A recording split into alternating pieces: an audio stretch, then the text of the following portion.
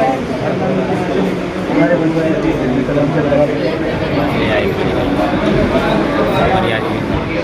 नाम प्रमोद कुमार, गांव करणपुर जट का रहने वाला हूं जी। मेरी समस्या ये है जी कि मेरा छोटा भाई जिसका नाम प्रवीण कुमार है, वो 20/8/19 में रोज़गार के लिए बाहर तलाश करने गया था, रोज़गार तलाश करने के लिए गया था, और तब से वो अभी वापसी घर पर नहीं आया। इसकी शिकायत पुलिस से करी आपने? जी हमने इसकी शिकायत धौलाना कोतवाली में करी है। पुलिस का क्या कहना है? पुलिस का यही कहना है कि अभी इंक्वायरी चल रही है। तो आप क्या चाहते थे? हम जी यही चाहते हैं हमारा भाई जहाँ भी हो, जैसा भी हो, हमारे पास मोमबत्ती जी, आप ये बताओ धौलाना तहसील में क्या समस्या लेकर गई हैं आप? जी हमारी ज़मीन ही 6 बीघे और हमने सन 2001 में बैनामा करा है। अब हमारे बाबान के नाम भी हुई, फिर हमारे ससुर के नाम हुई और फिर हमारे घर वाले के नाम हुई। अब उसकी हमारी ज़मीन के 6 बीघे की आधी हो गई, 3 बीघे बेच ली। अच्छा, और हमें पता भी नहीं थी। फिर हमें जब पता चली, पड़ोसी ने फ़ोन करा कि तुम्हारे खेत में ज़मीन नाप रहे हैं। जब हम गए वहाँ, जब वहाँ हम पहुँचे तो वहाँ मौके पर सभी आदमी, पुलिस वाले भी, पटवारी कानगो सब है। खम्बे अम्बे गाड़ने को लग गए, हमने ना गाड़न दिए, कब्जा हमने ना करन दिया उनको। अतः हमारी 6 बीघे ज़मीन ही तो हमें 6 की 6 दी जाए। तो 3 बीघे जमीन को आपको किसने बेच दिया? 3 बीघे ज़मीन खचरा के ने बेच ली। क्या नाम है उनके? वेद प्रकाश, नरेंद्र, सुनील और एक का मुझे नाम का पता ना। अब धौलाना तहसील में आई हो, यहाँ पर तहसील दिवस लगाया है, तो अधिकारियों का क्या कहना है? अधिकारी ने हमें सोमवार तक का टाइम दिया कि सोमवार तक तुम्हारी रिपोर्ट बन जाएगी। तो यदि तुम्हारी समस्या का समाधान नहीं हो पाता फिर आप क्या करेंगे? जो फिर हम कोशिश करेंगे जी, फिर कुछ ना कुछ करेंगे, फिर आएंगे, फिर हम योगी के दौरे तक जाएंगे। पदम जी, आज धौलाना तहसील में तहसील दिवस लगाया, तो क्या समस्या लेकर आए? जमीन की समस्या लेकर आए हैं जी। हमारे पिताजी ने जमीन खरीदी 6 बीघे 26 साल पहले, और फिर हमारे पिताजी गुजर गए। हम 2 भाई थे, 2 भाई इनके ऊपर आ गई जमीन। एक भाई गुजर गया, अब भतीजे इनके, 2 भतीजे इनके आ गई और मेरे आ गई। और आज जमीन 2 महीना हो गए इन्होंने घपला करके और जमीन आधी बेच दी, 3 बीघे उसमें से। किसने बेच दी जमीन? ये रमेश चंद तोमर का लड़का है, एक था, उनने बैनामा कर लिया जबरदस्ती से उनसे।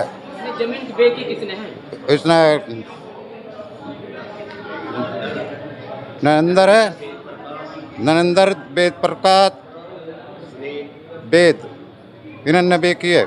आज धौलाना तहसील में आए हो, प्रार्थना पत्र आपने दिया है धौलाना तहसील दिवस में। हाँ जी। अधिकारियों का फिर क्या कहना है? ये अधिकारी इनका कहना है जी सोमवार में तुम्हारी हल करेंगे।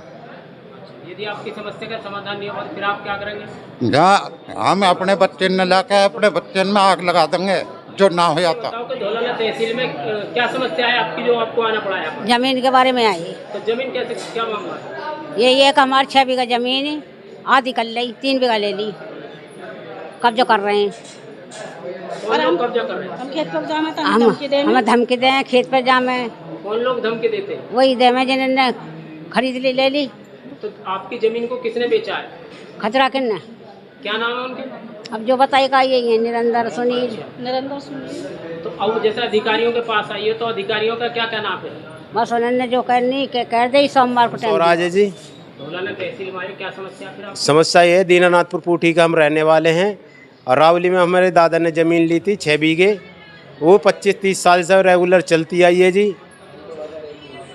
और जब से कोई परेशानी, अब विकास तोमर हैं, उन्होंने रजिस्ट्री कर ली स्टे होते हुए। मेरठ मंडल की स्टे है जी, और उसके बावजूद भी बैनामा कर लिया उन्होंने। हम तहसील दिवस में इसलिए आए हुए हैं, हमारी फरियाद सुनी जाए। जमीन को किसने बेचा आपकी? वो बेगा 4 आदमी ने बेगा, खचरा के नहीं।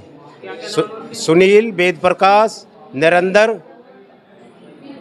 और एक और आदमी, उनका नाम में मिस्टेक हो रही है। तो अधिकारियों से क्या आश्वासन मिला है आपको? आश्वासन यही मिला जी, हम जांच करेंगे, सोमवार तक का टाइम दिया हमें। तो क्या चाहते हैं फिर आप? हम ये चाहते हैं जी हमारी ज़मीन हमारे नाम आ जाए।